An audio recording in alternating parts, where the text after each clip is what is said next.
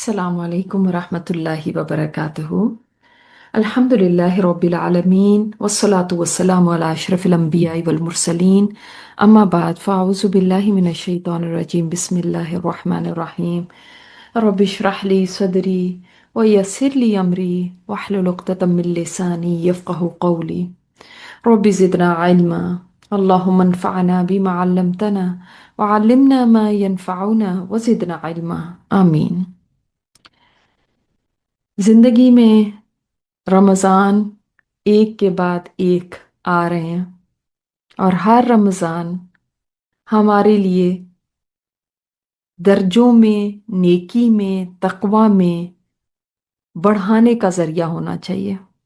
यानी हमें दीन में ऊपर से ऊपर ले जाने वाला होना चाहिए।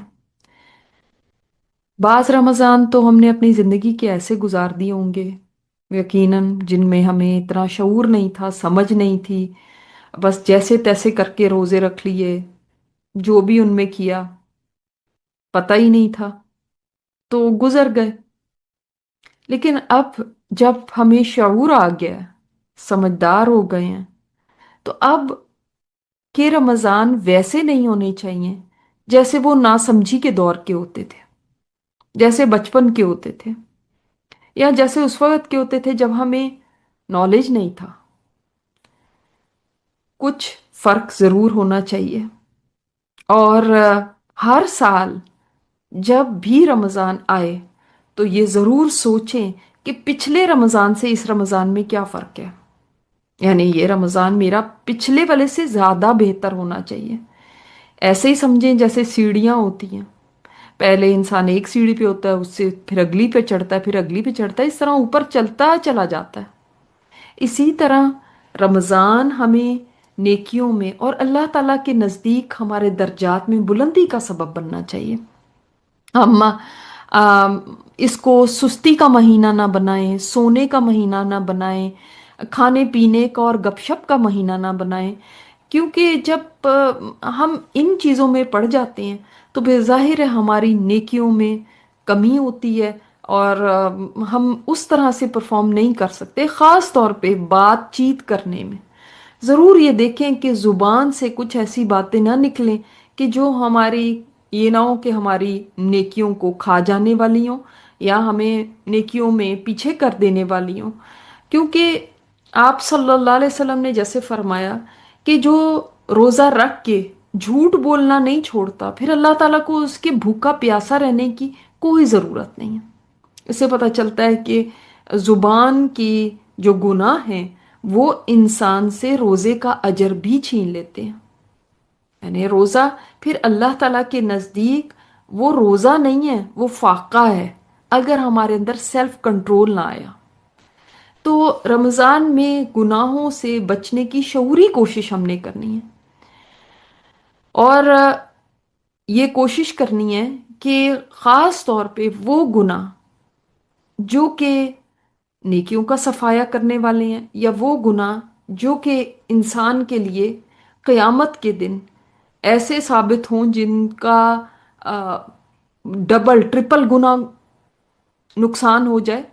यानी वो जिसको कहते हैं एक सदका जारिया नेकी का होता है, इसी तरह एक गुनाह जारिया भी होता है कि जब आप गुनाह करते हैं और फिर वो गुनाह इंसान दूसरे के लिए भी एक एग्जाम्पल बन जाए और दूसरे भी उसको देख के वो गुनाह करने लगे, तो वो भी फिर गुनाह उसका वबाल ज्यादा हो जाता है।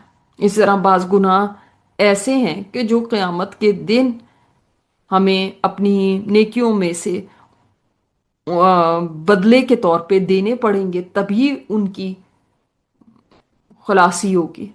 यानी जैसे इंसानों के साथ कोई ऐसे मामलात, किसी को गाली दे देना, गीबत कर देना, किसी को मारना, ये अब क़यामत के दिन ऐसे होंगे कि अपनी नेकियों में से देना पड़ेगा।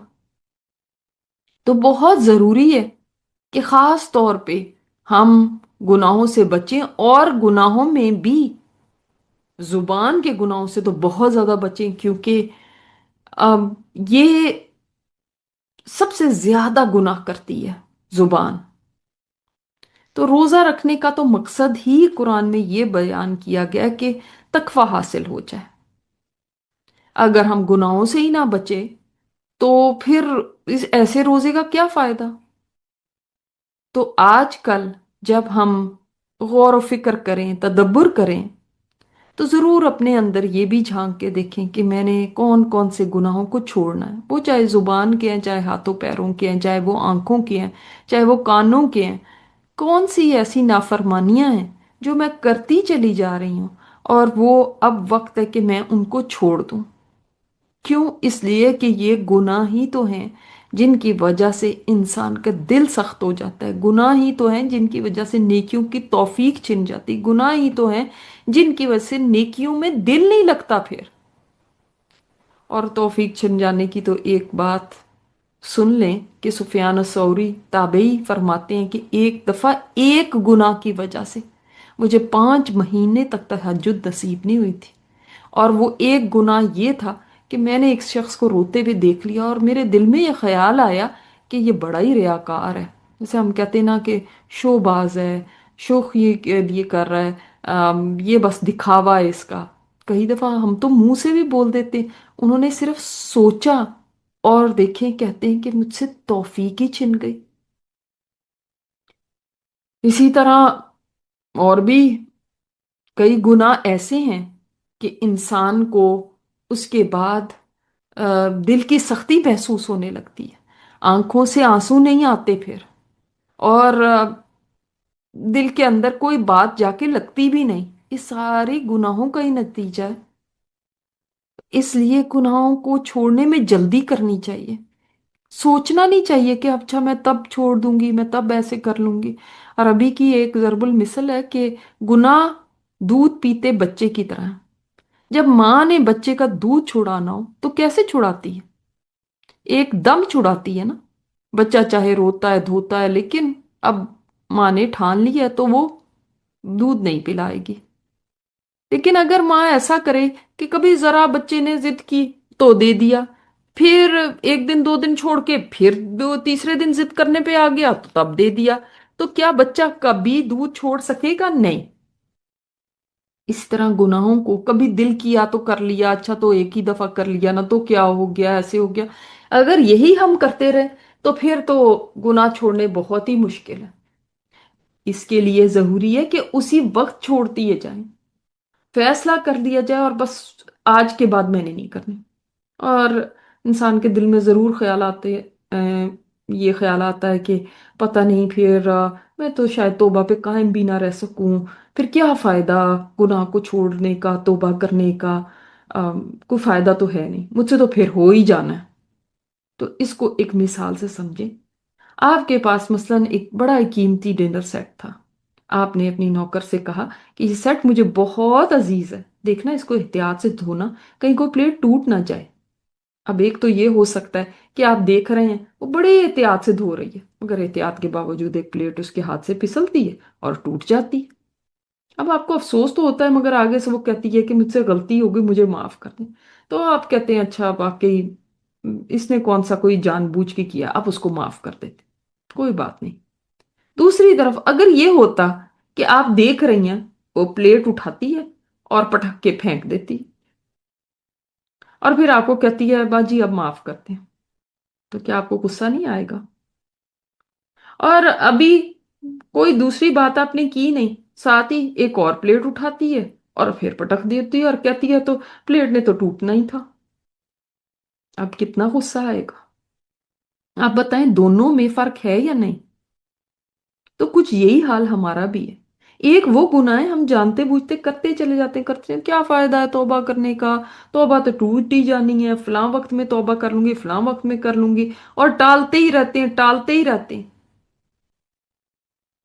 और पता नहीं वो वक्त कभी आए भी या नहीं आए, क्योंकि जो लोग गुनाह करते रहते हैं और टालते जाते हैं कि बस कर लेंगे तौबा, ना अभी कौन सा कोई जाने का वक्त आ गया, अभी कौन सा मैं कोई बूढ़ी हो गई हूं कि अभी से तौबा करके बैठ जाऊं, हज पे जाएंगे तो तौबा कर लूंगी, फलां होगा तो तौबा कर लूंगी।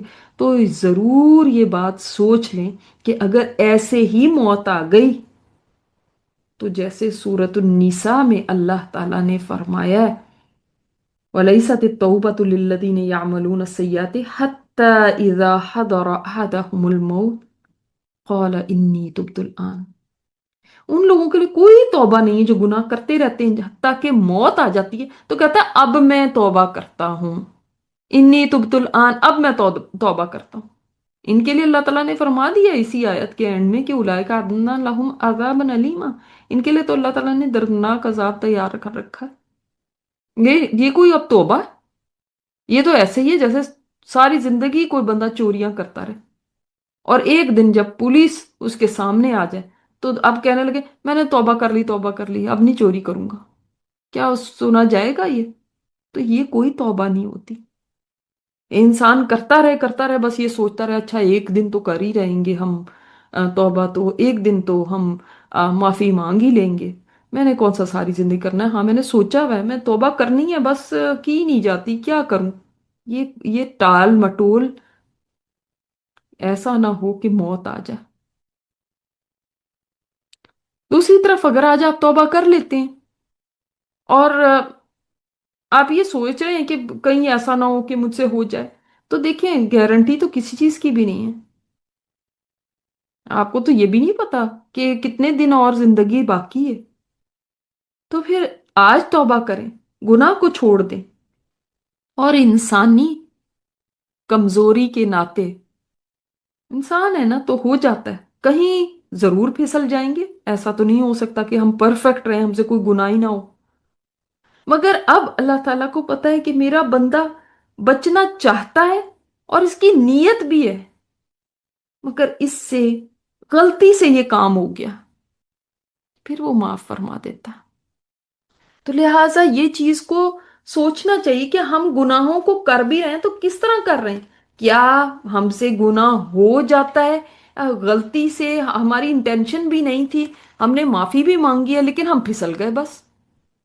कभी किसी मजलिस में बैठे हुए थे, वहां पे बातें हो रही थी, हमारे मुंह से कुछ ऐसा निकल गया। कभी कहीं गए तो वहां पे माहौल ही ऐसा था तो वहां पे हमसे कोई गलती हो गई।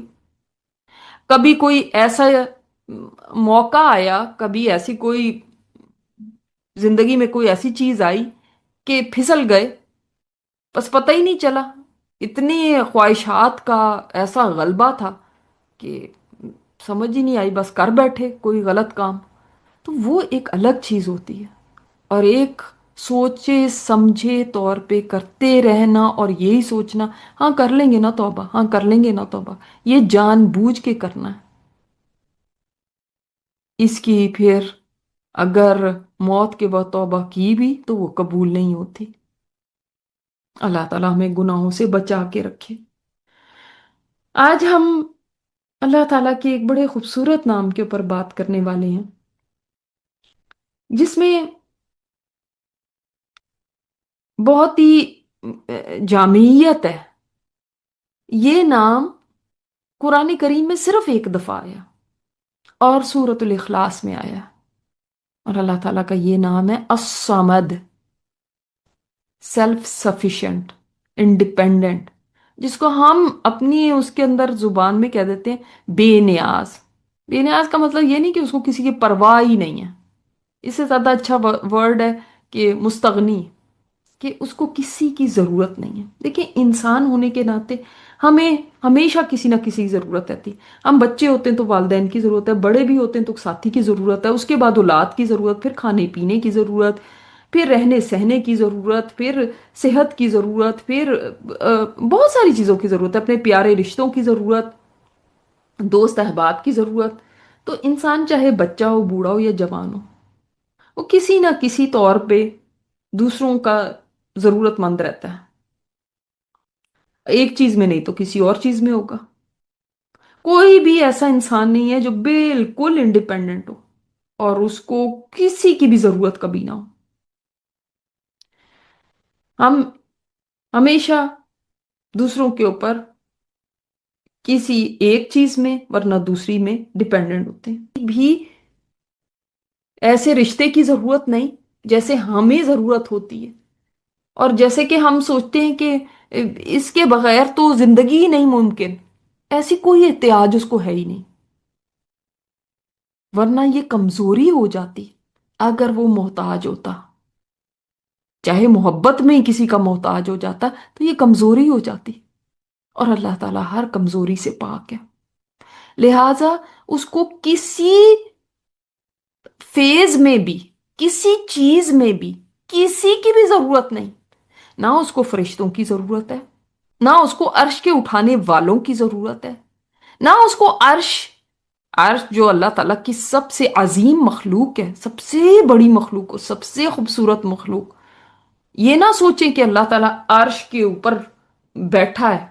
हम कहते हैं मुस्तवी है, बस इतना ही काफी। हमें नहीं पता कैफियत क्या है, हम नहीं जानते। तो अल्लाह ताला अर्श पे है, उसको ऐसा नहीं कि अर्श की जरूरत है वो उसके ऊपर बैठा हुआ है, ये ना सोचे। ऐसी सोच लाना भी, ऐसा गुमान करना भी सही नहीं है। और ना ही उसको जिन्नात की, ना ही उसको इंसानों की, ना उसको इस जमीन आसमान की, इस कायनात, किसी चीज की भी जरूरत नहीं। और ना ही उसको किसी की भी इबादत की जरूरत है कि इंसान उसकी इबादत करें या फरिश्ते चलो उसकी इबादत करते रहें, चलो इंसान ना सही फरिश्ते ही करते रहें इबादत। नहीं। असमद, असमद, एक तो ये माना आपने समझा, वो जिसको किसी की एहतियाज नहीं है, किसी की भी जरूरत नहीं है, किसी चीज में भी, ना अपने काम बनाने में, ना अपने आप को कायम रखने में, ना अपनी कोई और चीजें करने में। एक ये माना। दूसरा इसका माना है वो जो अंदर से खोखला ना हो, जिसका पेट ना हो, खला ना हो, जिसके अंदर जौफ कहते हैं पेट को।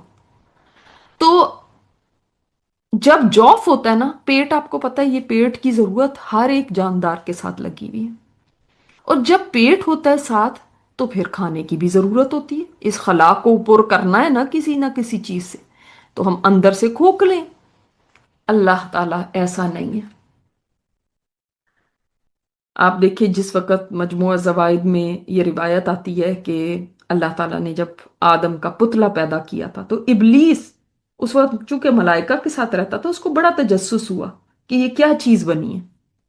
तो वो आया और आदम अलैहिस्सलाम के पुतले के चारों तरफ घूम के देखता रहा कि ये क्या चीज़ है। फिर छू के देखा, और छूते हुए पेट पे उसका हाथ पड़ गया, उसको दबाया तो वो दब गया। यानी ये पेट था ना, जौफ। तो बोला, ये अगर सबसे ज्यादा गुमराह होगा और अल्लाह ताला की नाराजगी का शिकार होगा, तो इस पेट की वजह से होगा। क्योंकि इंसान इस पेट को भरने के लिए बहुत सारे गुनाह करता है ना। कहते हैं ना, पेट के लिए ही तो कमाते हैं, पेट के लिए ही तो खाते हैं, पेट के लिए तो कितने सारे गुनाह कमाने में इंसान कर जाता है। इसी कमाइयों के पीछे झूठ है, धोखा है, फरेब है, बेईमानी है, मिलावट है, सूद है, बहुत सारी कबाहतें हैं। और झूठ सबसे बड़ा वो है चीज। तो दूसरा आपने ये माना समझा। फिर तीसरा माना, और समद का है हर चीज का बुलंद हिस्सा, वो जिससे बालातर कोई भी नहीं है, नहीं वो इतना बुलंद कि जिससे ऊपर कोई चीज ना हो, वो है असमद। फिर इब्ने अब्बास का कौल है कि असमद वो है जिसकी तरफ लोग किसी बला या मुसीबत के नाजिल होने पर मदद के लिए रुजू करें, यानी मदद भी वो ही देता है। फिर वो सरदार जो अपने शर्फ में, अपनी अजमत में, अपने हिल्म में, बुर्दबारी में, अपने इल्म में, अपनी हिकमत में कामिल हो। तो इसका एक मतलब ये भी है कि जो कामिल हो, परफेक्ट हो, परफेक्ट। अब परफेक्ट का मतलब क्या? यानी परफेक्ट किसी एक चीज में नहीं, अपनी हर सिफत में वो परफेक्ट है।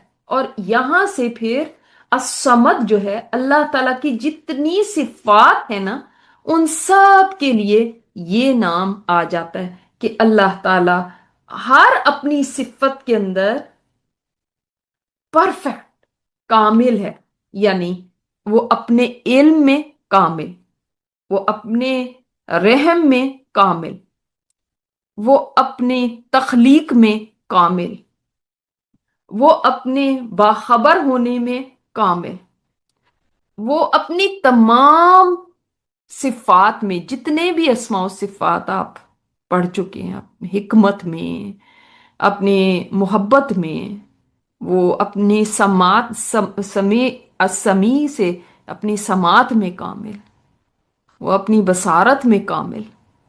تو ہر ایک چیز اس کے ساتھ، ہر ایک صفت لگ جاتی ہے کہ جب وہ الصمد ہے، کہ وہ پرفیکٹ ہے، تو ہر نام کو اس نے اپنے اندر سمو لیا.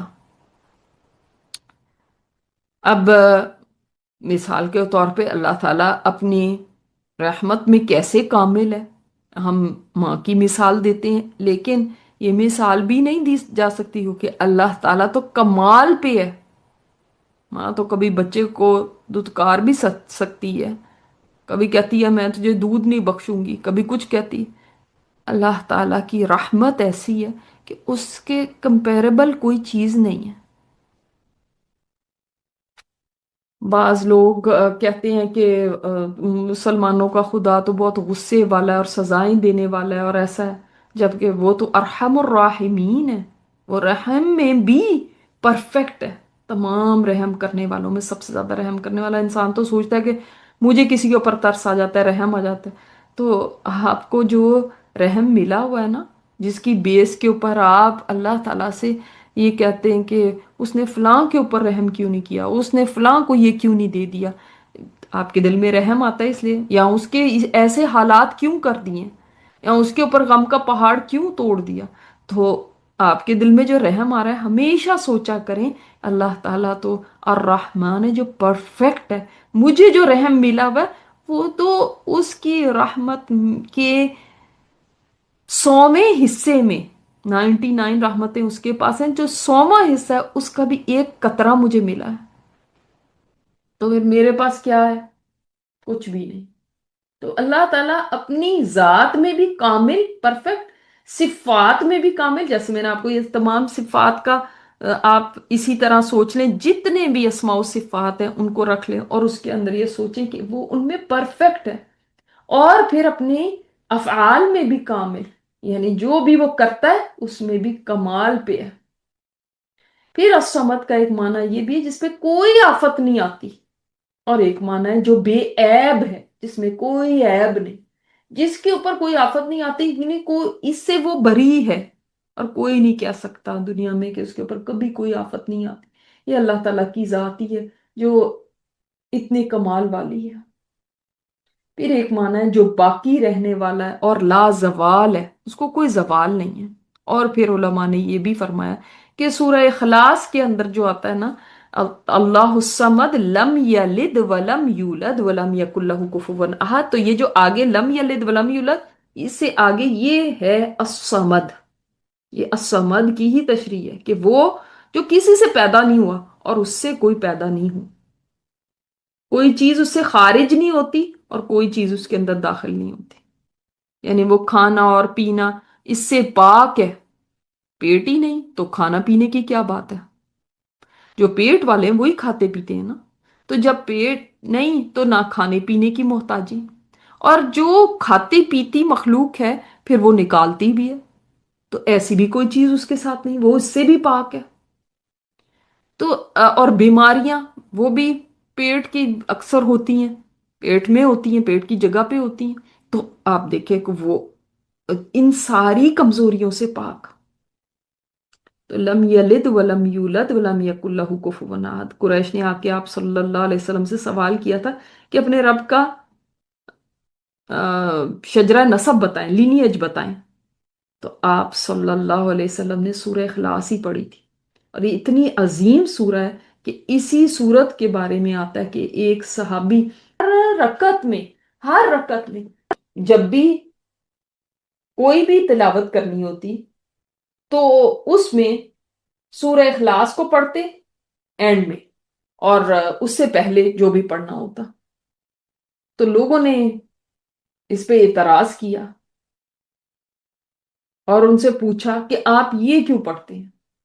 ہر دفعہ لازمی ہے کیا، ضروری ہے کہ ہر دفعہ آپ یہ بھی پڑھیں؟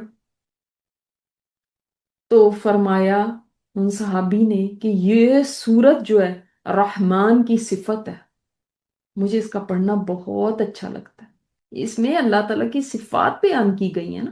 تو آپ صلی اللہ علیہ وسلم نے فرمایا ان کو خبر دے دو کہ اللہ تعالیٰ بھی ان سے محبت رکھتا ہے، کیونکہ ان کو اس صورت سے محبت ہے، اللہ تعالیٰ ان سے محبت رکھتا ہے۔ اسی طرح ایک دوسری روایت میں آتا ہے کہ ایک اور صحابی تھے، اسی طرح وہ بھی پڑھا کرتے تھے، ہر رکعت کے اندر یہ صورت پڑھتے تھے۔ تو آپ صلی اللہ علیہ وسلم سے انہوں نے، جب آپ نے پوچھا تو انہوں نے کہا کہ مجھے اس صورت سے بڑی محبت ہے، تو آپ نے فرمایا اس کی محبت تمہیں جنت میں پہنچا دے گی، یا اس کی محبت نے تمہیں جنت میں پہنچا دیا۔ تو یہ وہ صورت ہے جس سے ہمیں سب کو محبت کرنی چاہیے، کیونکہ اس کی محبت ہمیں بھی جنت تک پہنچا سکتی ہے، اور اس کی محبت ہمیں اللہ تعالیٰ کی محبت دلا سکتی ہے۔ اور یہ تبھی ہوگا جب ہم اس صورت کو سمجھیں گے، اور اس میں سب سے بڑی بات جو ہے وہ یہی اللہ الصمد ہے، کہ اللہ ہی الصمد ہے۔ اگر الصمد کی سمجھ نہیں آئی تو پھر سمجھ ہی نہیں آئے گا کہ کیا کہا جا رہا ہے۔ لم یلد ولم یولد ولم یکن لہ کفوا احد، یہ تو جاننا آسان ہے، لیکن الصمد میں کتنا سارا معنی ہے، یہ سارے معنی آپ جمع کریں تو آپ کو پتہ چلے الصمد کون سی ذات ہے، اور وہ ذات کتنی کامل ہے، کتنی پرفیکٹ ہے وہ ذات، کہ اس کے ہر کام پرفیکٹ ہے، ہر چیز پرفیکٹ ہے اس کی۔ اللہ اکبر۔ اور پھر ہم اس سورت کو ہی دیکھیں تو ہم بھی کہاں کہاں پڑھ سکتے ہیں کہ آپ صلی اللہ علیہ وسلم صحابہ کے پاس آیا اور فرمایا کہ میں تمہارے سامنے 1/3 قرآن کی تلاوت کروں گا، اور سورہ اخلاص پڑھی۔ تو صحابہ انتظار میں تھے، انہوں نے پوچھا، آپ نے فرمایا یہی 1/3 قرآن کے برابر ہے۔ اور دیکھ لیں آپ 3 دفعہ اس سورت کو آپ پڑھیں تو آپ کو اتنا ثواب ملے گا، یعنی ثواب کے اعتبار سے، یہ نہیں کہ آپ قرآن پڑھنا چھوڑ دیں اور کہیں کہ بس ہم 3 دفعہ یہی پڑھ لیا کریں گے، نہیں، ثواب کے اعتبار سے یہ سورت اتنی گریٹ سورت ہے۔ تو ایک تو یہ ہمیں موقع پتہ چلتا ہے، اسی طرح ہمیں یہ بھی پتہ چلتا ہے کہ ہم اس سورت کو ہر دن کم از کم 10 دفعہ پڑھ لیا کریں۔ جو شخص اس سورت کو 10 دفعہ پڑھ لے گا تو اللہ تعالی اس کے لیے جنت میں محل تعمیر کرے گا۔ اور میں نے کر کے بھی دیکھا، 1 منٹ اور تقریباً 8 سیکنڈ مجھے لگے، یعنی 1 منٹ ہی کہہ دیں، اور بہت آرام آرام سے پڑھنے میں 10 دفعہ، کیونکہ یہ صورت ہماری زبانوں پر بہت آسانی سے آ جاتی ہے، جاری ہے ہماری زبانوں پر، تو ذرا بھی تکلیف بھی نہیں ہوتی کہ پڑھنے میں کوئی مشکل آ رہی ہے، کوئی پریشانی ہو رہی ہے۔ تو لہٰذا اس صورت کو اگر ہم 10 دفعہ کم از کم رمضان میں کوشش کریں کہ ہم 10 دفعہ پڑھا کریں گے تو بہت ہی اچھی بات ہے۔ اسی طرح ایک اور حدیث میں آتا ہے کہ آپ صلی اللہ علیہ وسلم فرماتے ہیں 3 کام ایسے ہیں جو ان کو ایمان کے ساتھ کر لے وہ جنت کے تمام دروازوں میں سے جس سے چاہے جنت میں داخل ہو جائے، اور جس کسی حور سے جنت میں چاہے نکاح کرا دیا جائے گا۔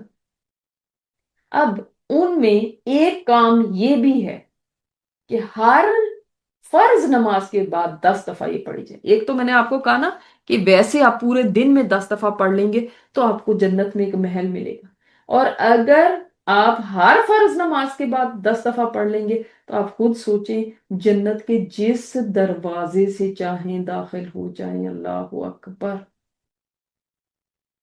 اب یہ جو محل والی بات بھی ہے، اب آپ کہیں گے ہم تو روز ہی پڑھ لیا کریں گے تو کیا ہمیں روز محل مل جائیں گے؟ حضرت عمر نے ایسا ہی سوال کر لیا تھا، یا رسول اللہ پہ تو ہم بہت سارے محل بنوا لیں گے کہ ہم بہت ساری دفعہ 10 10 دفعہ پڑھتے رہیں گے، جب بھی 10 دفعہ پڑھیں گے ایک محل بن جائے گا۔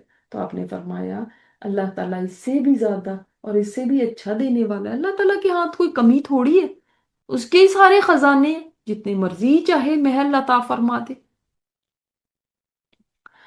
اور ویسے بھی ہمیں اس کو پڑھنا چاہیے، ویسے تو جب ہم فجر کے بعد اپنے صبح کے اذکار کرتے ہیں تو اس میں 3 دفعہ پڑھ لیں، اور پڑھنا سنت بھی ہے، اور شام کو یعنی عصر کے بعد جو اذکار شام کے کرتے ہیں اس میں بھی 3 دفعہ پڑھنا ہے، تو 3 3 دفعہ تو یہی ہو گیا، 6 دفعہ تو ہمارا دن میں ہو ہی جاتا ہے۔ پھر سوتے وقت بھی آپ صلی اللہ علیہ وسلم ایک رقیہ کیا کرتے تھے، جو اپنے اوپر خود ہی یہ رقیہ، خود ہی یہ دم کرتے تھے، اور وہ کیا ہے؟ آپ 1 دفعہ سورہ اخلاص، 1 دفعہ سورہ فلق، اور 1 دفعہ سورہ ناس پڑھیں، اور اپنے ہاتھوں پہ پھونک ماریں، اور پھر سر سے لے کے جہاں تک آگے آپ کی باڈی تک ہاتھ پہنچ جائے وہاں تک آپ اپنا ہاتھ پھیر لیں۔ پھر سیکنڈ ٹائم پھر اسی طرح کریں، اخلاص فلق اور ناس پڑھ کے پھونکیں اور اپنے پورے جسم پہ پھیریں، پھر تھرڈ ٹائم بھی ایسے کریں، 3 دفعہ اس میں ہو گیا۔ تو 3 دفعہ صبح کے اذکار میں، 3 دفعہ شام کے اذکار میں، 3 دفعہ سونے سے پہلے آپ کی یہ صورت ہو گئی۔ اب رہ گئی 1 دفعہ، اب 1 دفعہ کسی نماز میں بھی پڑھ لیں گے، بلکہ جو سنت ہے وہ یہی ہے کہ فجر کی جو آپ 2 سنتیں پڑھتے ہیں، تو پہلی رکعت کے اندر آپ سورہ کافرون اور دوسری رکعت میں سورہ اخلاص پڑھیں، تو آپ صلی اللہ علیہ وسلم یہ بھی پڑھا کرتے تھے، یہ آپ کی سنت بھی پوری ہو جائے گی اور آپ کے 10 دفعہ کا بھی عدد پورا ہو جائے گا۔ تو اس طرح سے کر کے اسی طرح وطروں میں بھی پڑھا کرتے تھے۔ تو آپ دن میں کئی دفعہ پڑھ سکتے ہیں، لیکن چاہیں تو ایک ہی دفعہ آپ 10 مرتبہ بیٹھ کے پڑھ لیں اور آپ کیا ایک محل تعمیر ہو جائے گا۔ جو جس چیز جتنا کرنا چاہتا ہے، جس کو جتنی خواہش ہے پانے کی، اسی کے مطابق اس کو ملے گا۔ تو یہ صورت ایسی ہے، اور کہ اس کے فضائل بہت زیادہ ہیں، قرآن پڑھنے کا بھی اجر مل گیا آپ کو، تو اتنا کچھ اس سے ملنے والا ہے۔ اور ہمارے لیے عمل کے لیے یہ ہے کہ ہم اس نام کو جو اس صورت میں آیا ہے، اس کے ذریعے اللہ تعالیٰ کو پکارے، کیونکہ وہ الصمد ہے، وہی ہے جو کہ سب کی ضروریات پوری کرتا ہے، لیکن اس کو کسی کی بھی ضرورت نہیں، نہ ہماری حمد و ثنا کی، نہ ہمارے روزوں کی، نہ ہمارے قرآن پڑھنے کی، نہ ہماری نمازوں کی، کسی چیز کی بھی ضرورت نہیں۔ اس کی بادشاہت میں کوئی فرق نہیں آتا، ہم کریں یا نہ کریں۔ اب کچھ لوگ کہتے ہیں فرق ہی نہیں آتا تو ہمیں کرنے کی کیا ضرورت؟ کرنے کی ضرورت ہمیں اپنے لیے ہے۔ کیا ہمیں شرم نہیں آتی کہ ہم جس کا کھا رہے ہیں، جس کا پی رہے ہیں، جس نے ہمیں پیدا کیا ہے، ہم اس کی بڑائی بیان نہ کریں؟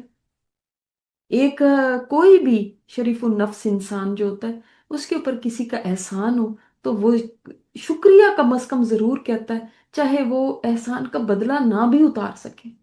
لیکن انسان کی کتنا ناشکرا پن ہے کہ اگر وہ کھائے پیے اس رب کا دیا ہوا اور ہر چیز استعمال کر رہا ہے، حتیٰ کہ سانس بھی اس رب کی دی ہوئی اس سے زندہ ہے، اور پھر وہ اتنا نہیں کرتا کہ اس کے آگے سر کو جھکا دے، نماز پڑھ لے، اس کے کہنے کے مطابق چل لے۔ تو یہ تو ہماری اپنی چیز ہے کہ ہم اپنے لیے ہم کر رہے ہیں، اللہ تعالیٰ کو اس میں ہم کوئی فائدہ نہیں پہنچا رہے۔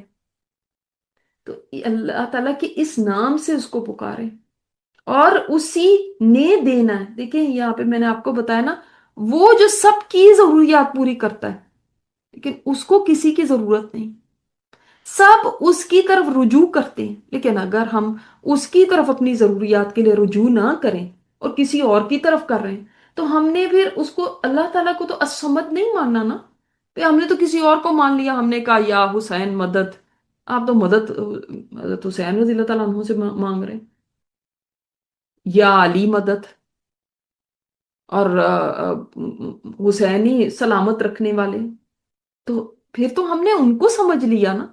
تو الصمد تو وہ ہے کہ سب کی ضروریات وہ پوری کرنے والا ہے، سب کی احتیاج، جو بھی محتاجی ہے انسان کی، وہ اس محتاجی کو وہ دور کرنے والا ہے، سب اس کی طرف رجوع کرتے ہیں مدد کے لیے، اور ساری سرداری جس پہ جا کے ختم ہو جاتی ہے۔ تو پھر بتائیں کہ مخلوق میں سے کون ہو سکتا ہے جو یہ کام کر سکے؟ تو لہٰذا ہمیں کسی اور کو یہ نہیں سمجھنا چاہیے۔ سلیمان بن عبد الملک خلیفہ تھے، تو حج پہ جب وہ گیا اور طواف کرنے لگا تو دیکھا سالم جو حضرت عمر کے پوتے ہیں وہ بیٹھے دعائیں کر رہے ہیں، بڑے فقہا میں سے تھے مدینہ کے۔ تو سلیمان पास गया उनके और पूछने लगा, मैं आपके लिए कुछ कर सकता हूँ? सालिम फरमाते हैं, मुझे हया आती है कि मैं जिसके घर के सामने बैठा हूं उसको छोड़ के किसी और से मांगना शुरू कर दूं। जब वहां से निकले मस्जिद से, तो सुलेमान ने फिर सवाल किया कि अब तो हम बाहर आ गए हैं, आप मुझे बता दें आपको कुछ चाहिए? सालिम कहने लगे, अमीरुल मोमिनीन, दुनिया का दे सकते हैं कि आखिरत का? तो खलीफा ने कहा, जाहिर है दुनिया का ही दे सकता हूँ, आखिरत का तो मेरे हाथ में नहीं। सालिम ने कहा, मैंने दुनिया तो कभी उससे भी नहीं मांगी जो इस दुनिया का मालिक है, तो आपसे क्या मांगूंगा, जबकि आप तो दुनिया के मालिक भी नहीं। सुभान अल्लाह। ऐसी तौहीद होती थी उनकी।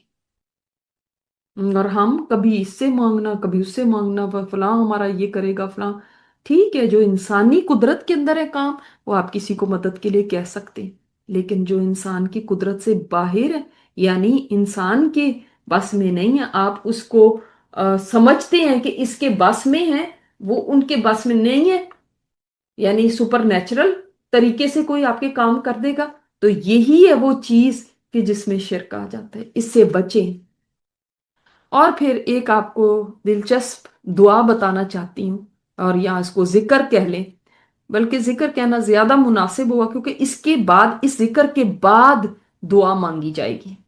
तो आप सल्लल्लाहु अलैहि वसल्लम ने एक आदमी को ये कहते हुए सुना, अल्लाहुम्मा इन्नी असअलुका बि अन्नी अशहदु अन्नक अंतल्लाह ला इलाहा इल्ला अंतल अहद समद अल्लदी लम यलिद वलम यूलद वलम यकुल लहू कुफुवन अहद। कि ए अल्लाह, मैं तुझसे सवाल करता हूं, इसलिए इस बिना पे कि मैं शहादत देता हूं कि तू अल्लाह है, तेरे सिवा कोई इलाह नहीं है। यानी किस चीज के वास्ते से सवाल किया, किस चीज को वसीला बनाया। हम सोचते ना वसीला बनाए, क्या वसीला बनाए, तो हम अपनी तरफ से इधर उधर से वसीले बना रहे होते। हालांकि देखें, इन दुआओं के अंदर हमें बता दिया गया आपने किस चीज को वसीला बनाना, अपने अकीदे को। अपने अकीदे को, जैसे आप अपने नेक अमल को वसीला बना सकते हैं, इस तरह अपने अकीदा तौहीद को भी, कि "ऐ अल्लाह, मैं ये गवाही देता हूं कि तू ही है अल्लाह, तू आहद है और तू समद है, और ना तेरी कोई औलाद, ना तूने किसी को जना, ना तुझसे कोई पैदा हुआ, और तेरा मिसल कोई भी नहीं है, तेरा शरीक कोई भी नहीं है।" जब आप सल्लल्लाहु अलैहि वसल्लम ने ये सुना कि ये शख्स ये कह रहा है, तो आप सल्लल्लाहु अलैहि वसल्लम ने फरमाया, इसने ऐसी बात कही है, इसने ऐसी बात, ऐसा सवाल किया है अल्लाह ताला के उस नाम से, कि जिसके बाद जो मांगा जाए वो पूरा होगा, और जो दुआ की जाए वो कबूल होगी। यानी ये कलिमात कहने के बाद जो दुआ भी करेगा ये वो कबूल होगी। एक रिवायत में आता है, एक आदमी ने कहा इन कलिमात के बाद, अनतगफिरली, कि तू मुझे बख्श दे। तो आप सल्लल्लाहु अलैहि वसल्लम ने 3 दफा फरमाया, इसकी बख्शिश हो गई, इसकी बख्शिश हो गई, इसकी बख्शिश हो गई। क्योंकि ये वो कलिमात हैं, ये वो जिक्र है जिसके बाद दुआ कबूल होती है। अब आपका दिल चाहे तो आप भी कह दें इसके बाद कि अल्लाह मुझे बख्श दे, या आपका जी चाहे तो आप कोई और बात कह दें, कोई और चीज का सवाल कर लें। जितनी हमारी तो हाजतें इतनी ज्यादा है, हम इतने ज्यादा मोहताज हैं अल्लाह ताला के, बहुत सारी हमारी दुआएं हैं, हमें असल में दुआओं को मांगने का ढंग नहीं आता। तो देखें, इस जिक्र के अंदर आप देख लें कि अल्लाह ताला का नाम असमद है। ठीक है, और इस जिक्र के बाद दुआ कबूल होती है। अब इसी में कोई इसमें आजम है, क्योंकि आप सल्लल्लाहु अलैहि वसल्लम ने फरमाया कि इसके बाद जो भी दुआ ये मांगेगा, जो सवाल करेगा, वो पूरा हो जाएगा। तो इस अकीदे के साथ, इस यकीन के साथ आप इस जिक्र को करें, और इसके बाद आप दुआ भी मांगे। और आज की दुआ ये है कि हम इस दुआ को देखते हैं सूरह कसस में, जो मूसा अलैहिस्सलाम ने मांगी थी, रब्बी इन्नी लिमा अंजलता इलैया मिन खैरिन फकीर। ए अल्लाह, जो भी तू भलाई मेरी तरफ नाजिल करे, मैं उसका मोहताज हूं। तो मूसा अलैहिस्सलाम जिस वक़्त मिस्र से भाग निकले थे गिरफ्तारी के खौफ से, तो मदियन जब पहुंचे और कुछ भी उनके पास नहीं था, तो उस वक़्त ये दुआ की थी और अल्लाह ताला ने इस दुआ को कबूल फरमा लिया था और उनकी मोहताजी दूर फरमा दी। ना उनके पास उस वक़्त कोई घर बार था, ना रिस्क था, ना कोई जॉब थी, ना फैमिली थी, कुछ भी नहीं था। अल्लाह ताला ने सारा कुछ ही दे दिया उसी वक्त ही, कि उस वक्त घर भी मिल गया उनको, खाना भी मिल गया उनको, बीवी भी मिल गई उनको, और जॉब भी मिल गई उनको। तो ये बहुत ही जामे दुआ है। और उलमा कहते हैं इसके बाद ही जब मूसा अलैहिस्सलाम मदियन से निकले थे, तो अल्लाह ताला ने फिर नबूवत भी उनको दे दी थी, जो कि बहुत बड़ी खैर है। तो अपने आप को मोहताज जाहिर करें अल्लाह ताला के सामने कि अल्लाह मैं मोहताज हूँ और मुझे ज़रूरत है, और अब जो भी तू मेरी तरफ नाजिल करे मैं उसके लिए फकीर हूँ। तो अल्लाह ताला के आगे इस तरह का इजहार करना चाहिए अपनी मोहताजी का। और फिर देखें, उन्होंने एक नेकी की थी, उसके बाद ये दुआ मांगी थी। तो हाँ, यानी उन्होंने लड़कियों की बकरियों को पानी पिलाया था बगैर किसी, यानी ऐसी नीयत के कि इसके बाद मुझे कुछ मिलेगा। तो जाके आराम से वहां बैठ के ना उनसे कोई पैसा मांगा, ना उनसे ये कहा कि इसके बाद तुम हमारे लिए मेरे लिए क्या कर सकते हो, कुछ नहीं, बल्कि बेलौस होके एक नेकी की और उसके बाद दुआ मांगी। तो उलमा कहते हैं इसलिए भी दुआ कबूली। और एक तीसरी वजह भी उलमा बताते हैं कि ये दुआ उन्होंने उस सूरत में मांगी थी जिस वक्त वो मुसाफिर थे, तो मुसाफिर की भी दुआ कबूल होती है। तो जितनी ज्यादा चीजें कबूलियत वाली आपको हासिल हो सके, मिसाल के तौर पे आप दुआ मांग रहे हैं, उस वक्त बारिश भी हो रही है, तो आपकी दुआ की कबूलियत का ज्यादा चांस है। और उस वक्त रात, एक तिहाई रात का टाइम भी है, जो लास्ट वन थर्ड नाइट, जिसमें अल्लाह ताला खुद फरमाता है कि कोई है जो मुझसे मांगे तो मैं उसको अता करूं। तो अगर वो टाइम है तो उसमें और ज्यादा आपकी दुआ की कबूलियत का चांस है।